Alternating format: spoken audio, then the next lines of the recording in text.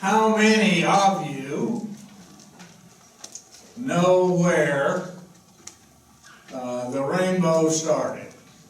Anybody here know the answer to that?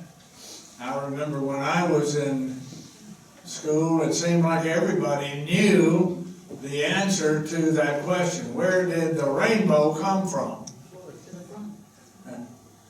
We have one correct answer. I was gonna inveigle somebody to say that from the bridge between the United States and Canada, known as the Rainbow Bridge, that's where the rainbow came from. But no, that's not where the rainbow came from. It happened as a result of a covenant. It is a special covenant that God made in relationship with that. Now, everybody understood that when I was, 10, 11 years old, and it was, common knowledge at that time, but that knowledge has slipped away. And as a matter of fact, so has the things that happen here in the church area. That many of those things we don't think about or talk about as much as we once did and should still be doing. Today I thought in this sermonette, which I have entitled, for your information, God's Rainbow Covenant with Noah and with all flesh. It's amazing. I don't know another covenant that God made with all flesh. But he makes this rainbow covenant for all of mankind, but not only all of mankind, but it says all flesh, and that includes all animals. We're going to read here from Genesis chapter 7, the introduction to him giving that covenant, and we're going to analyze, look carefully, read carefully, and analyze what God said when he made that covenant. Genesis chapter 7, starting in verse 24. Now it says, backing up just a little bit here, it rained for 40 days and 40 nights. Now, hard for us to believe it, almost could believe it from this past summer. We had rain after rain after rain. And somebody was asking about the trip over the hills this morning and the rain that was there. And I think I just found out from Mr. Beebell that it was said that at least the rain wasn't snow. So that was the positive side of the precipitation, I guess. But after 40 days rain, days and nights, and of course it took a lot of preparation to build an ark. We were in Cincinnati, and it's not far from there, that we could have gone and seen the replica, as best we understand the description from the Bible, of the ark that Noah built. But we didn't go. Maybe we'll go next year. Who knows? After 40 days and 40 nights, it started to rain, and God had sent Noah and all the creatures into the ark, and it rained then for 40 days and 40 nights. And after 40 days and 40 nights, it says the rain ceased. The waters took 150 plus days to diminish. After 40 days and 40 nights of rain, then it was 100, it says, the Bible tells us it was 150 plus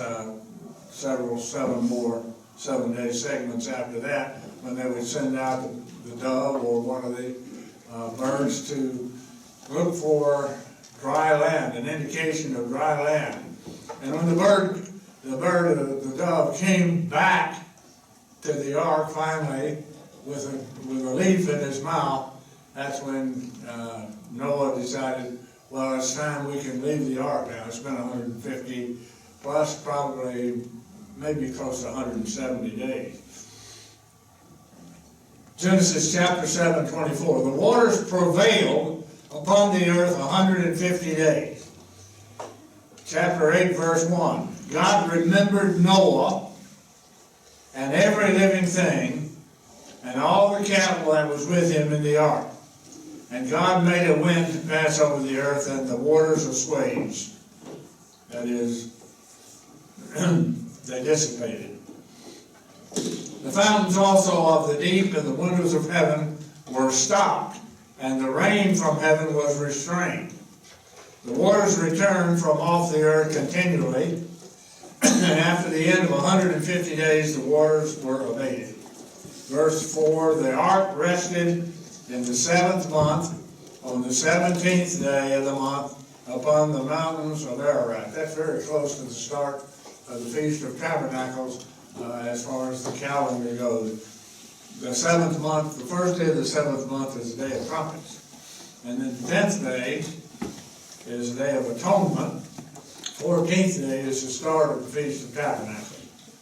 You find that in Leviticus 23. The waters decreased continually until the 10th month. In the 10th month, on the first day of the month, were the tops of the mountains seen. So the mountaintops had been completely obscured. And the tops of the mountains were seen. It came to pass at the end of 40 days, Noah opened the window of the ark which he had made. Verse 15. Genesis 8:15. Here we see God was sorry for what he had done to all of mankind. God spoke unto Noah, saying, Go forth of the ark, you and your wife, your sons, and your sons' wives with you. Bring forth with you every living thing that is with you, of all flesh, both of birds or fowl and cattle, and every creeping thing that creeps upon the earth, that they may breed abundantly in the earth and be fruitful and multiply upon the earth. So Noah went forth, and his sons and his wife and his sons' wives with him. Every beast, every creeping thing, every fowl, and whatsoever creeped upon the earth after their kinds went forth out of the ark. And Noah built an altar unto the Lord, and took of every clean beast and every clean fowl. Now that's a piece of information right there. A lot of people don't think clean and unclean was defined until the time of Moses. But it was hundreds of years before Moses that here God clearly had defined that which was clean and that which was not clean, because he instructs Noah to take the clean beast and the clean birds and offer a burnt offering on the altar which he had built. So he had to know what was clean and unclean. The Lord smelled a sweet savor, and the Lord said in his heart, I will not again curse the ground. That is to say, this flood was connected to that scripture in Genesis. I will not again curse the ground, thank you, any more for man's sake, for the imagination of man's heart is evil from his youth. Neither again will I smite any more every living thing as I have done. Now, verse 22, kind of an interesting verse. While the earth remains,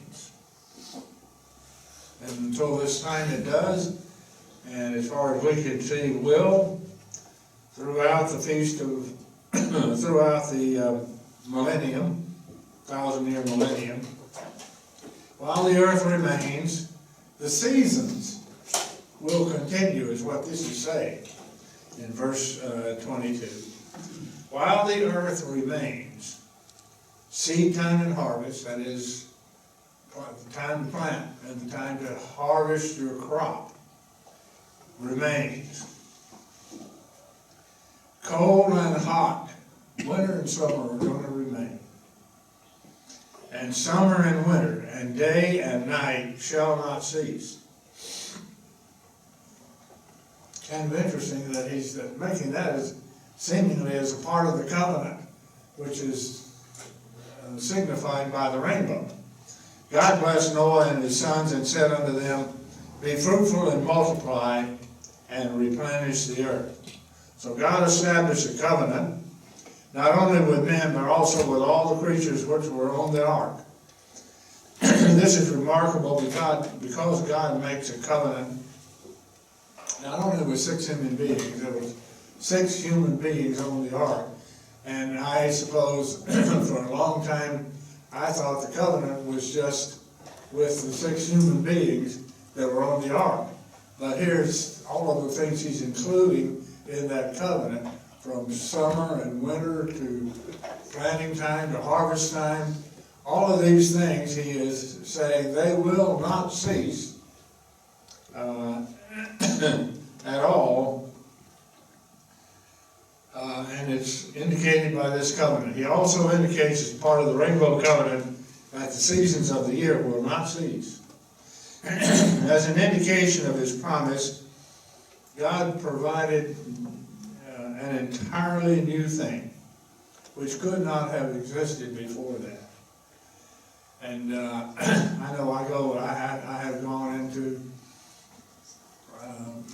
Canada, across the Rainbow Bridge, and sometimes you can just stand there on the shores of Niagara Falls and see these rainbows there. And if you take, even if you take a bottle of water and you shine light through it, it will diffract the light in such a way that all the different colors that go into it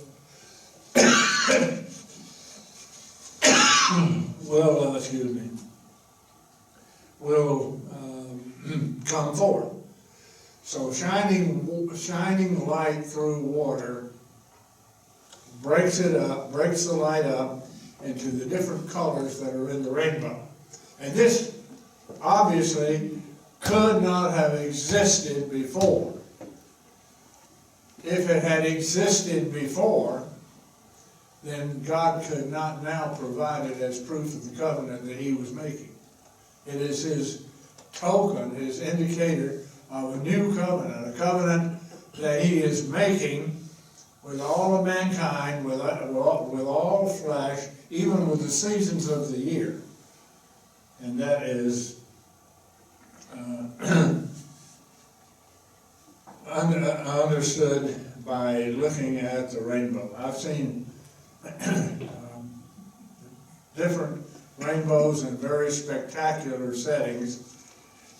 There was at one point out of the back of the building where we had our office, looking out, I saw 6 rainbows sitting on top, one on top of the other.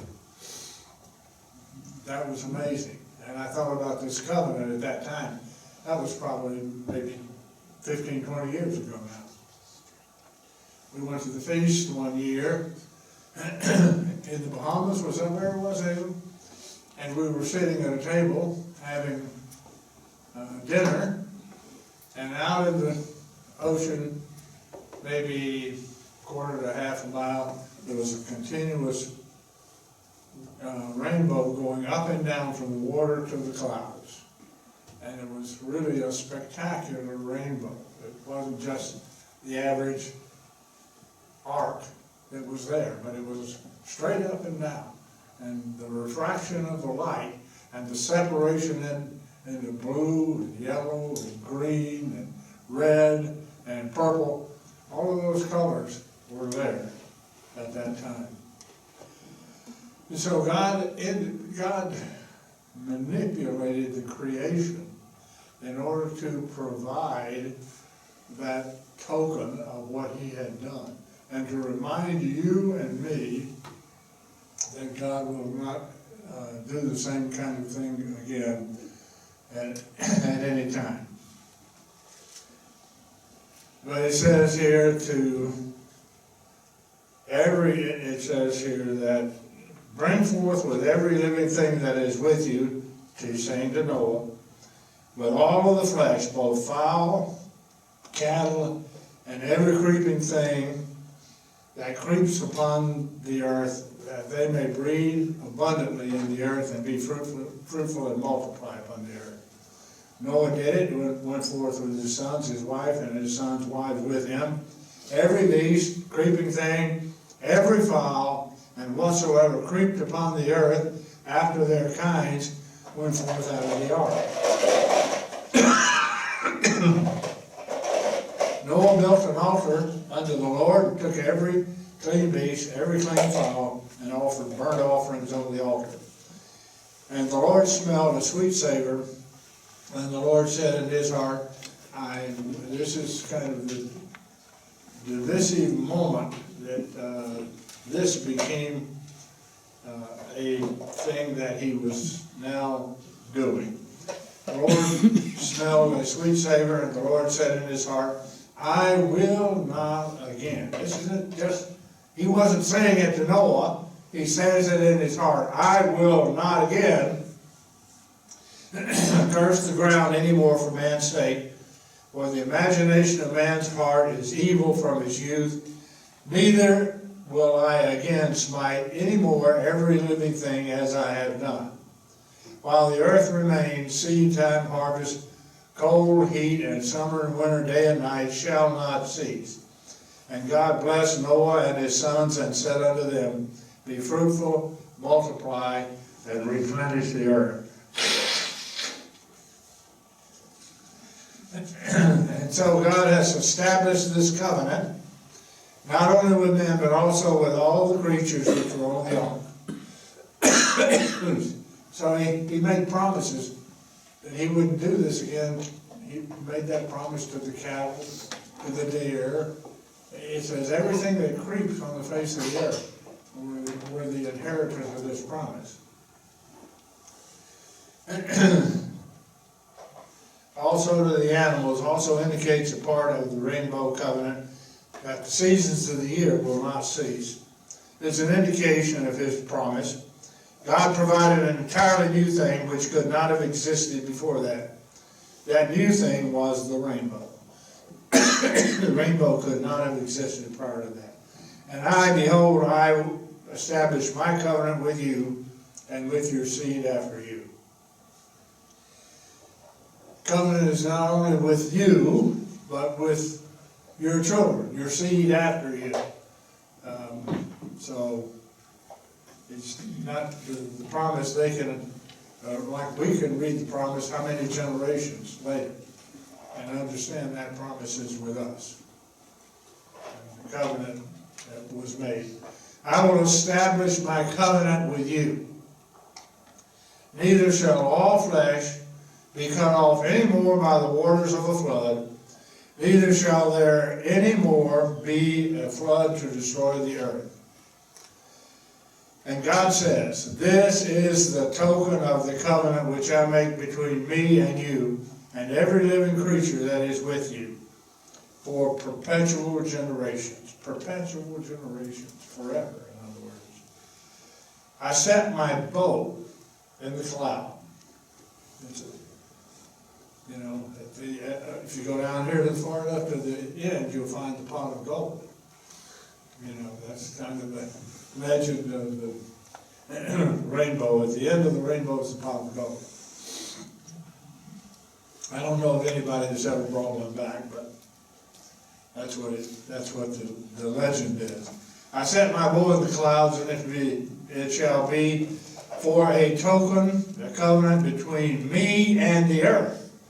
Not only a covenant between men and animals, but now he expands the covenant to be between him and the earth. Verse 14, Genesis 9, verse 14. It shall come to pass, when I bring a cloud over the earth, the bow shall be seen in the cloud. That's what we are very familiar with, isn't it? And I will remember my covenant, which is between me and you and every living creature of all flesh, and the water shall no more become a flood to destroy all flesh. The bow shall be in the cloud, and I will look upon it, that I may remember the everlasting covenant between God and every living creature of all flesh that is upon the earth. God said unto Noah, this is the token of the covenant, which I have established between me and all flesh upon the earth. And the sons of Noah that went forth from the ark were Shem, Ham, and Japheth, and Ham is the father of Canaan. These are the three sons of Noah, and of them was the whole earth overspread. So that's the rainbow covenant which God made with the earth, with human beings, with animals, with the earth, with the seasons, and all of the things that are associated with it.